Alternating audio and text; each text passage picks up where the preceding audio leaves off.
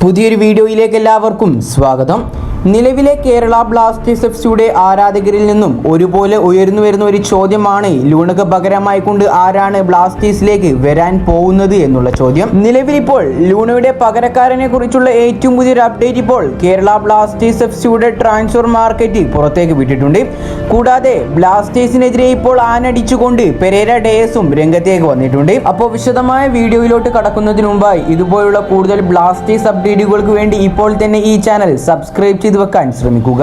ആദ്യത്തെ ഒരു വാർത്ത എന്നത് ലൂണയുടെ പകരക്കാരനെ സംബന്ധിച്ചുള്ള വാർത്തയാണ്. ഹീറോ ഇന്ത്യൻ സൂപ്പർ ലീഗിലെ കമന്ററിയേറ്ററായ ഷൈജു ദാമോദരന്റെ ഏറ്റവും അവസാനത്തെ റിപ്പോർട്ടിൽ ഷൈജു ഏട്ടൻ പറയുന്നത് ഇങ്ങനെയാണ്: ലൂണയുടെ റീപ്ലേസ്മെന്റിന്റെ കാര്യത്തിൽ ഇതുവരെ ഉറച്ച ഒരു തീരുമാനം ബ്ലാസ്റ്റേഴ്സ് എടുത്തിട്ടില്ല എന്നായിരുന്നു ഷൈജു ഏട്ടന്റെ മറുപടി. പക്ഷേ നിലവിൽ കുറച്ച് മണിക്കൂറുകൾക്ക് മുമ്പ് KBFC ട്രാൻസ്ഫർ മാർക്കറ്റ് പുറത്തുവിട്ട റിപ്പോർട്ടുകൾ പ്രകാരം അഡ്രിയാൻ ലൂണയുടെ പകരക്കാരനെ കേരള ബ്ലാസ്റ്റേഴ്സ് എഫ്സി 2024 ജനുവരി 20 മുമ്പായി ടീമിലെത്തിക്കുമെന്നാണ് അറിയാൻ സാധിച്ചത്. ഇനി ഈ ഒരു വർഷത്തിൽ ബ്ലാസ്റ്റേഴ്സിന് 2 മത്സരങ്ങൾ കൂടിയാണ് അവശേഷിക്കുന്നത്. ഏതായാലും ലൂണക്ക് പകരമായി കൊണ്ട് കേരള ബ്ലാസ്റ്റേഴ്സ് എഫ്സി ടീമിലേക്ക് എത്തിക്കാൻ പോകുന്ന ആ താരം ആരാണെന്നറിയാൻ നമുക്ക് കാത്തിരിക്കാം. അടുത്തൊരു വാർത്ത എന്നത് Kerala Blasters FC versus Mumbai city മത്സരത്തെ കുറിച്ച് മുംബൈയുടെ സൂപ്പർ താരമായ പെരേര ഡേയസ് കുറച്ച് കാര്യങ്ങൾ പറഞ്ഞ് രംഗത്ത് വന്നിട്ടുണ്ട്. ഇപ്പോൾ പെരേര ഡേയസിന്റെ വാക്കുകൾ ഇപ്രകാരം: ഒരു ഫുട്ബോൾ പ്ലെയറിന് ചെയ്യാൻ കഴിയുന്നത്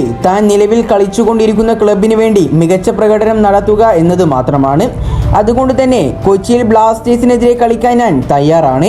ഇതിനായുള്ള മുന്നൊരുക്കം ഞാൻ ഇതിനോടകം തന്നെ ആരംഭിച്ചിട്ടുമുണ്ട്. ഇക്കാര്യങ്ങളെല്ലാമാണ് Kerala Blasters FC versus Mumbai City മത്സരത്തിന് മുമ്പായി പെരേര ഡേയസ് പറഞ്ഞിട്ടുള്ളത്. താരത്തിന്റെ വാക്കുകളിൽ നിന്ന് നമുക്ക് മനസ്സിലാക്കാൻ സാധിക്കുന്നത് അവർ രണ്ടും കളിപ്പിച്ചാണ് വരാൻ പോകുന്നത് എന്നാണ്. പക്ഷേ അവർക്കറിയില്ല കൊച്ചി എന്താണെന്നും ബ്ലാസ്റ്റേഴ്സിന്റെ പവർ എന്താണെന്നും. ഇതുപോലുള്ള ISLനെ കുറിച്ചും കേരള ബ്ലാസ്റ്റേഴ്സിനെ കുറിച്ചുമുള്ള ഏറ്റവും പുതിയ വാർത്തകൾക്ക് വേണ്ടി ഇപ്പോൾ തന്നെ ഈ ചാനൽ സബ്സ്ക്രൈബ് ചെയ്ത് സപ്പോർട്ട് ചെയ്യുക. അപ്പോൾ അടുത്തൊരു അപ്ഡേറ്റുമായി വീണ്ടും കാണാം. Good bye.